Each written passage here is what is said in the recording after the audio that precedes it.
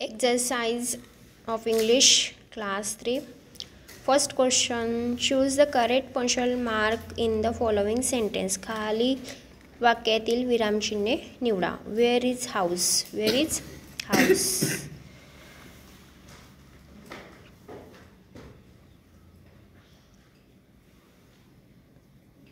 काय लिहिते? Where is house काय क्वेश्चन मार्क आहे. आपण इथे काय करतो? क्वेश्चन मार्क्स देतो ना. वेअर इज हाऊस क्वेश्चन्स विचारला आहे तर मग आपल्याला काय यूज करायचं इथे? Question mark. सेकंड क्वेश्चनमध्ये दिलं आहे which is the punctual mark is used in following sentence. खालील वाक्यात कोणते विरामचिन्ह वापरले आहे? What a surprise. आता हे लास्टचं जे विरामचिन्ह आहे ते काय? एक्सप्रेशन मार्क आहे. म्हणजे काय येईल? Option number 2. Then how many words in the following sentence will begin with the capital letters. आता ही सेंटेन्स दिले बघा कॅपिटल्स लेटर. इथे या सेंटेन्समध्ये कुठे कुठे यूज करायचे? तर आपण जेव्हा सेंटेन्स स्टार्ट करतो त्याचं फर्स्ट लेटर जे असतं ते काय असते? कॅपिटल असतं. म्हणजे इथे शीचा यस जो आहे तो कॅपिटल. देन नाउन्स असते. पुणे जसं काही नाऊन आहे तर नाऊनचं फर्स्ट लेटर काय असतं? कॅपिटल असतं. देन अहमदनगर ए. इथे अहमदनगरचा ए पण कॅपिटल असतो. तर किती आहे? 1, 2 आणि 3. तर option number 1. Question number 4. Which of the following sentence has a correct punctual mark. Punctuations mark खालीलपैकी कोणत्या वाक्यात विरामचिन्हे येतील? किती विरामचिन्हे येतील ते विचारले. ठीक आहे.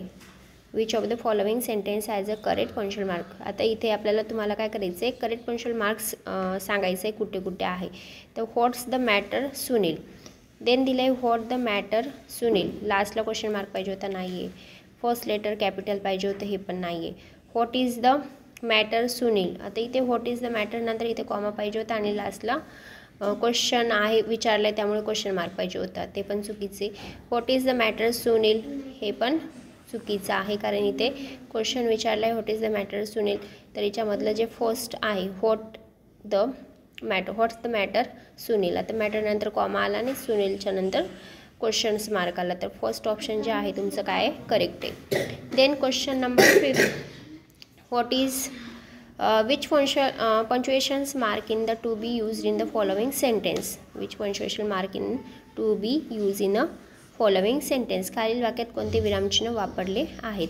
How beautiful is the flow. How beautiful is the flow. आता कधी पण आपण जेव्हा ब्युटिफुलबद्दल विचारलं असते तर इथे काय येईल? How beautiful is the flow. तिथे काय येईल? तुमचा एक्सक्लेमेशन मार्क येईल.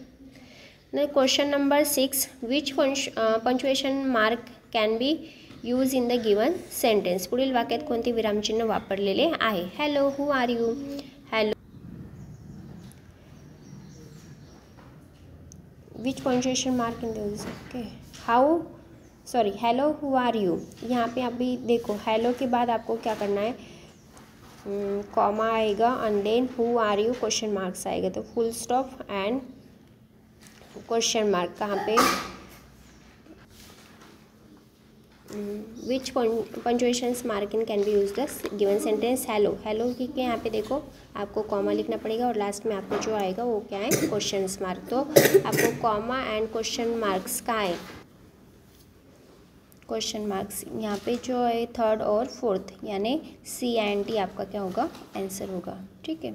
उसके बाद दिया है आपका 7th question. Where will the comma be use to in the given sentence. पुढील वाक्यातील स्वल्प विराम कुठे वापरला जाईल? Rekha, Reshma, Rita and Rohini are good girls. आता आपण जेव्हा नेम्स लिहितो कंटिन्यू तेव्हा त्यांच्यामध्ये Rekha comma Reshma comma Rita and Rohini are good girls. तर इथे रेखा आणि रेश्माच्या नंतर काय येईल? आफ्टर रेखा एक ए ऑल्सो करेक्ट. आफ्टर रेश्माच्या नंतर पण कॉमाच येईल. तर ए अँड डी कुठे आहे? तर only A and D. Then question number last 8. Which word in given sentence will begin with the capital letter. कोणतं सेंटेन्स कॅपिटल लेटरने स्टार्ट होईल? तर इथे बघा आपण जेव्हा आपण कधी सेंटेन्सची स्टार्ट करतो तेव्हा तो स्टार्टिंग आपण कॅपिटल लेटर्सनेच करत असतो, बट इथे आय आपण कंटिन्यू कॅपिटल लेटर्समध्येच घेत असतो. तर इथे फर्स्ट लेटर जे आहे आय, तर ते तुम्हाला काय पाहिजे, कॅपिटल म्हणजे पाहिजे. परत इथे अहमदनगर, अहमदनगर हे एक नेम्स आहे. अहमदनगर ये सिटी है और सिटी का नेम हमें स्टार्ट फ्रॉम कैपिटल लेटर से ही करना है. तो यहाँ पे जो है अहमदनगर का AC एंड D जो है आपका आंसर होगा, जो आपको क्या करना है, कैपिटल्स बनाना है. तो only C and D, where is option number C and D.